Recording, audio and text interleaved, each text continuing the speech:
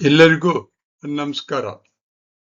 ಸರಳ ವಿಜ್ಞಾನ ಈ ಸಿರೀಸ್ನಲ್ಲಿ ಈ ದಿನ ಸಣ್ಣ ಅಕ್ಕಿ ಕಾಳು ದೊಡ್ಡ ಮಂಡಕ್ಕಿ ಆಗುವುದು ಹೇಗೆ?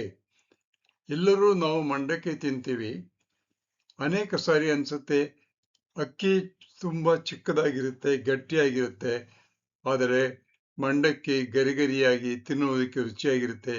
ಇದನ್ನು ಹೇಗೆ ಮಾಡ್ತಾರೆ ಅನ್ನೋದನ್ನ ಅನೇಕ ಸಾರಿ ನಾವು ಯೋಚನೆ ಮಾಡಿರ್ತೀವಿ.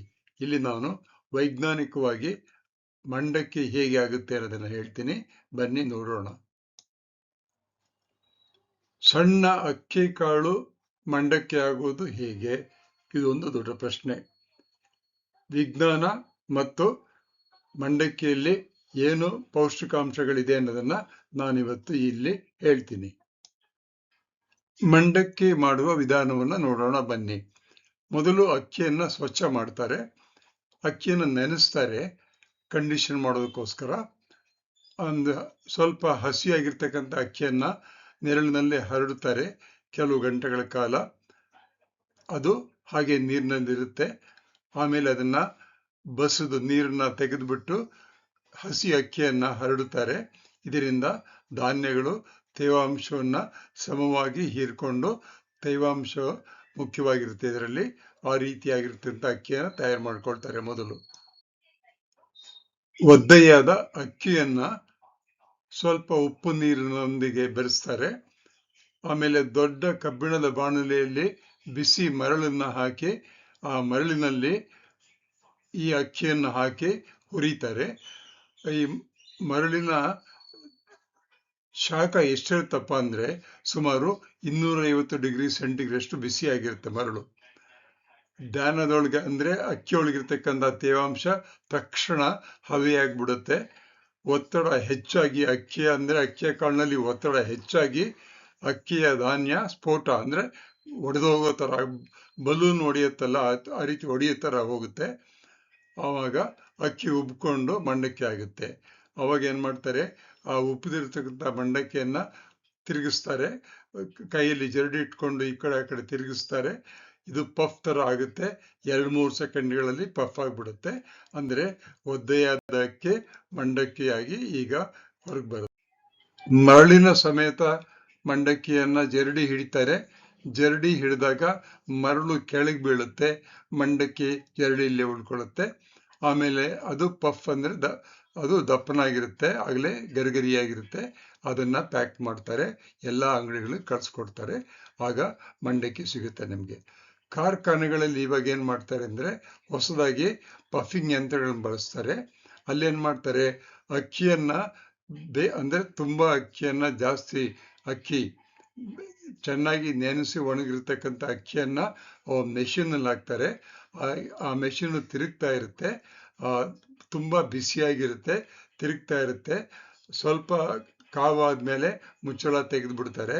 ಇದ್ದಕ್ಕಿದ್ದಂಗೆ ಒತ್ತಡ ಒಳಗಡೆ ಕಡಿಮೆ ಆಗ್ಬಿಟ್ಟು ಎಲ್ಲ ಅಕ್ಕಿಗಳೆಲ್ಲ ಪಟ ಪಟ ಪಟ ಆಗಿ ಮಂಡಕ್ಕಿ ಒಳಗೆ ಹಾಕಿರ್ತಕ್ಕಂಥ ಎಲ್ಲ ಅಕ್ಕಿ ಧಾನ್ಯಗಳು ಒಂದೇ ಬಾರಿಗೆ ಮಂಡಕ್ಕಿ ಆಗ್ಬಿಡುತ್ತೆ, ವೇಗವಾಗುತ್ತೆ ಮತ್ತು ಮರಳು ಏನೂ ಇರೋದಿಲ್ಲ. ಹಠಾತ್ ಶಾಖ ಈ ಅಕ್ಕಿ ಒಳಗಡೆ ನೀರನ್ನು ಹಬೆಯನ್ನಾಗಿ ಮಾಡುತ್ತೆ. ಅಂದ್ರೆ ಉಗಿ ಅಂದ್ರೆ ಹವೆ ಎಷ್ಟಿರುತ್ತಪ್ಪ ಅಂದ್ರೆ 16,600 ವಿಸ್ತಾರ ಆಗುತ್ತೆ. ಅಷ್ಟೊಂದು ದೊಡ್ಡದಾಗುತ್ತೆ ಅಕ್ಕಿ. ಸಿಡಿಯುವಂತೆ ಮಾಡುತ್ತೆ. ಅಂದ್ರೆ ಒಳಗಡೆ ಅಕ್ಕಿ ಒಳಭಾಗದಲ್ಲಿ ಗಟ್ಟಿ ಇರುತ್ತಲ್ಲ, ಅದು ದಪ್ಪನಾಗಿ ಊತ್ಕೊಳ್ಳುತ್ತೆ. ಅವಾಗ ಮಂಡಕ್ಕಿ ಆಗುತ್ತೆ. ಮಂಡಕ್ಕಿ ತುಂಬಾ ಹಗುರವಾಗುತ್ತೆ, ಕುರು ಕುರು ಕುರು ಅಂತ ಮಂಡಕ್ಕಿ ಹೊರಗೆ ಬರುತ್ತೆ.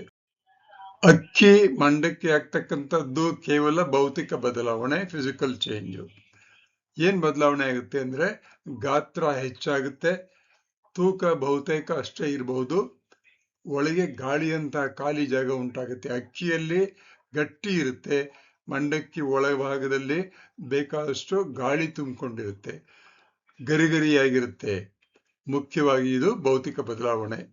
1 ಕಪ್ ಅಕ್ಕಿ, 1 ಕಪ್ ಮಂಡಕ್ಕಿ ಯಾವುದು ಹೆಚ್ಚು ಜಾಗ ತಗೊಳುತ್ತೆ ಅಂತ ನೋಡಿದ್ರೆ ನಾವು ಮಕ್ಕಳಿಗೆ ಹೇಳ್ಬೋದು, ಮಾಡಿ ನೋಡಿ ಅಂತ. 1 ಕಪ್ನಲ್ಲಿ ಅಕ್ಕಿ ತಗೊಳ್ಳಿ, ಇನ್ನೊಂದು ಕಪ್ನಲ್ಲಿ ಮಂಡಕ್ಕಿ ತಗೊಳ್ಳಿ, ಆಮೇಲೆ ಅಕ್ಕಿಯನ್ನು ಎಣಿಸ್ತಾ ಬನ್ನಿ, ನೋಡೋಣ ಏನಾಗುತ್ತೆ ಅಂತ. ಇದರಲ್ಲಿ ರಾಸಾಯನಿಕ ಬದಲಾವಣೆ ಆಗೋದೇ ಇಲ್ಲ, ಕೇವಲ ಭೌತಿಕ ಬದಲಾವಣೆ ಮಾತ್ರ ಆಗುತ್ತೆ. ಬಿಸಿ ಮಾಡಿದಾಗ ಏನಾಗುತ್ತೆ ಅಂದ್ರೆ ಸ್ವಲ್ಪ ಅಕ್ಕಿಯ ಗುಣದ ಮೇಲೆ ಸ್ವಲ್ಪ ಸುಗಂಧ, ಒಳ್ಳೆ ವಾಸನೆನೂ ಬರುವುದು. ಮಂಡಕ್ಕಿ ನೋಡಿ ಗರಿಗರಿಯಾಗಿ ಸ್ವಲ್ಪ ನೋಡಿದ್ರೆ ವಾಸನೆ ಬರ್ತಿರುತ್ತೆ. ಕೆಲವು ಸಂಕೀರ್ಣ ಪದಾರ್ಥಗಳು ಒಳಭಾಗದಲ್ಲಿ ಬದಲಾವಣೆ ಆಗುತ್ತೆ. ಅಂದ್ರೆ ಧಾನ್ಯದಲ್ಲಿರ್ತಕ್ಕಂಥ ಕೆಮಿಕಲ್ಸ್ ಸ್ವಲ್ಪ ಬದಲಾವಣೆ ಆಗ್ಬೋದು. ಮಂಡಕ್ಕಿ ಪ್ರಮುಖವಾಗಿ ಉಬ್ಕೊಳ್ಳುತ್ತೆ, ಅದೇ ಭೌತಿಕ ಬದಲಾವಣೆ. ಮಂಡಕ್ಕಿ ತಯಾರಿಕೆಯಲ್ಲಿ ಭೌತಿಕ ಬದಲಾವಣೆ ಹೆಚ್ಚಾಗುತ್ತೆ, ರಾಸಾಯನಿಕ ಬದಲಾವಣೆ ಬಹಳ ಕಡಿಮೆ, ರುಚಿ ಬದಲಾವಣೆ ಆಗ್ಬೋದು.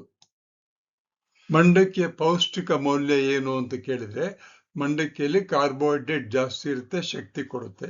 ಸ್ವಲ್ಪ ಪ್ರೋಟೀನ್ ಇರುತ್ತೆ, ಅತಿ ಕಡಿಮೆ ಕೊಬ್ಬು ಫ್ಯಾಟ್ ಇರುತ್ತೆ. ಇದು ಸುಲಭವಾಗಿ ಜೀರ್ಣವಾಗುತ್ತೆ, ಹೊಟ್ಟೆ ತುಂಬಿಸ್ಕೊಳ್ಳುತ್ತೆ ಮಂಡಕ್ಕಿ. ನೀವು ಕಷ್ಟಪಟ್ಟು ಕೆಲಸ ಮಾಡೋರು ನೋಡಿರಲ್ಲ, ಅವ್ರಿಷ್ಟು ಮಂಡಕ್ಕಿ ಜೊತೆ ಒಂದಿಷ್ಟು ಬೂಂದಿ ತಿಂದ್ಬಿಡ್ತಾರೆ.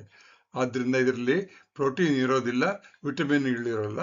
ಅದಕ್ಕೋಸ್ಕರ ಕಡಲೆಕಾಯಿ ಬೀಜ ಹಾಕೋಬೇಕು, ಹುರಿಗಡ್ಲೆ ಹಾಕೋಬಹುದು, ತರಕಾರಿ ಚುರುಗಳನ್ನ ಹಾಕ್ಬಿಟ್ಟು ಚುರುಮುರಿ ಅಂತ ತಿಂತಾರೆ. ಅದರಲ್ಲಿ ಹೆಚ್ಚು ಪೌಷ್ಟಿಕ ಅಂಶಗಳು ಸೇರ್ಕೊಳ್ಳುತ್ತೆ. ಒಂದು 100 ಗ್ರಾಂ ಮಂಡಕ್ಕಿಯಲ್ಲಿ ಪೌಷ್ಟಿಕಾಂಶಗಳು ಏನು ಅಂತ ಕೊಟ್ಟಿದ್ದೀನಿ.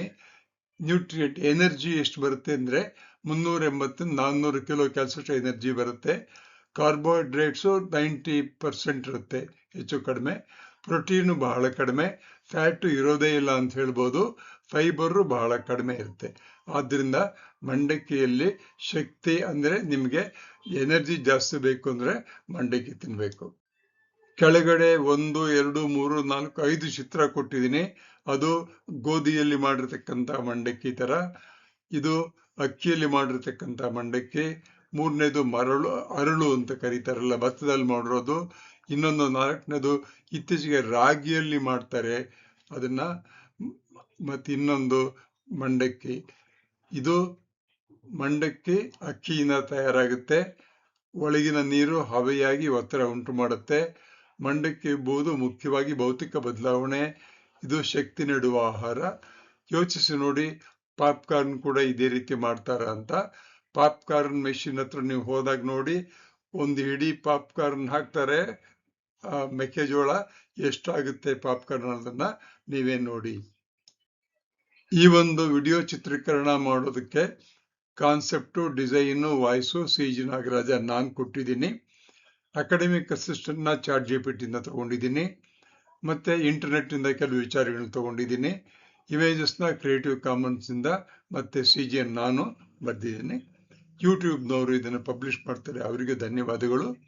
ನನ್ನ ಚಾನಲ್ಲು @ನಾಗರಾಜ ಚಿತ್ರದುರ್ಗ 1938 ಅಂತ. ದಯವಿಟ್ಟು ಸಬ್ಸ್ಕ್ರೈಬ್ ಮಾಡಿ. Thank you. ಎಲ್ಲರಿಗೂ ಇದ್ರ ಬಗ್ಗೆ ಹೇಳಿ, ಎಲ್ಲರಿಗೂ ಒಳ್ಳೆಯದಾಗಲಿ.